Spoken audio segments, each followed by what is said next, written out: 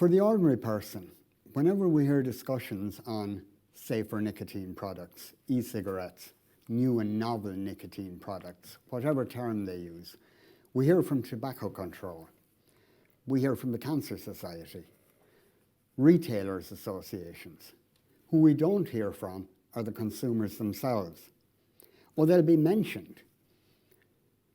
Sometimes they're referred to as people, though they avoid that. People humanizes them. People have families. People have hobbies. People have cares and worries. Consumers are faceless economic units.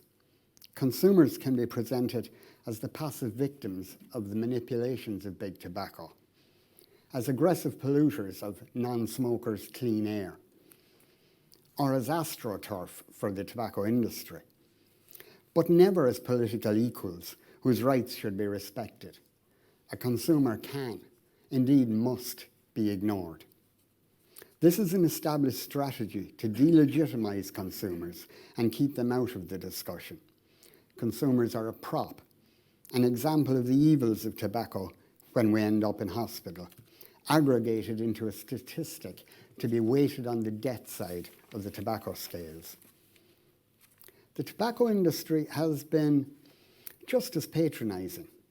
As we've seen in the frank statement to tobacco smokers, they, like Tobacco Control, had our best interests at heart. Neither side saw us as people with something to contribute. We were to be acted upon for our own good. But we are not passive victims or stooges. We are the people who created this opportunity. When e-cigarettes first came to the market, they were facsimiles of combustible products, plastic cigarettes with an LED on the end. What we have today has no resemblance to those early products. And that evolution happened because the people who used them took the idea and developed it. People like Matt and Ted Rogers, 20-a-day smokers who needed an e-cigarette with a much longer battery life. They modified a torch and created the first mod. Someone else put a cartomizer in a hacked syringe and created the first tank system. The e-cigarette we have now, we have because users changed it to suit their needs.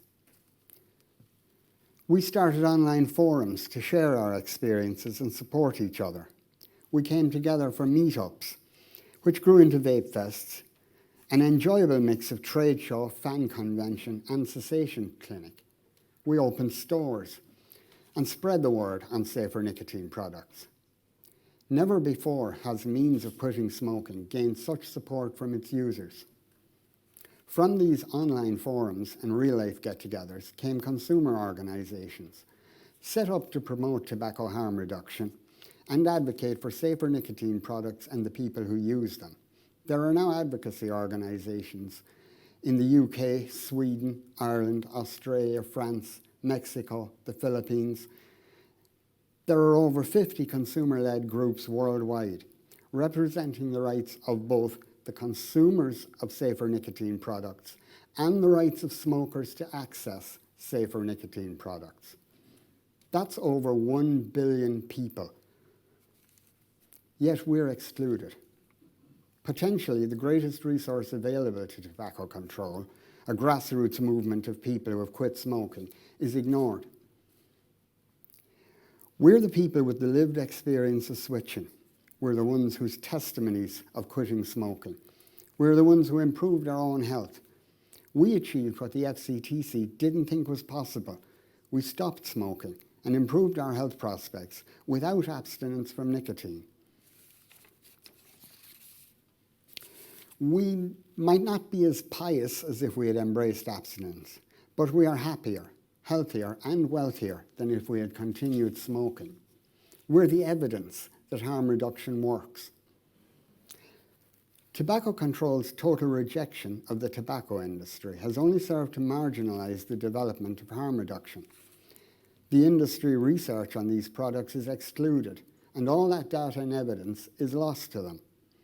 Furthermore, without the oversight of those regulatory bodies, there's a risk of repeating the light cigarettes fiasco. and a risk of missing a vital opportunity to reduce harm. But those seem to be risks they're willing to take with our lives. It's not without irony that the International Atomic Energy Agency has more say in the Framework Convention on Tobacco Control than the people who use tobacco products or advocate on their behalf. Today's report is titled Fighting the Last War.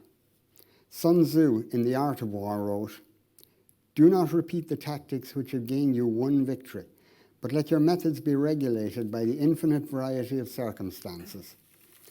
In the war on tobacco, the circumstances have changed infinitely, yet its leaders still cling to what gave them that one victory. Tobacco control to be most effective must encompass regulators, manufacturers, and consumers. All can and must make a contribution to reducing the toll on health and well-being that comes from combustible tobacco. The International Covenant on Economic, Social, and Cultural Rights states that the right to health encapsulates, this is long, a right to control one's health and body, guaranteeing the enjoyment of a variety of facilities, goods, services, and conditions necessary for the realization of the highest attainable standard of health. That's what harm reduction is. If we accept the right to health as a right that enhances autonomy and human dignity, we must prioritize interventions most likely to increase the autonomy of those least able to achieve it without outside help.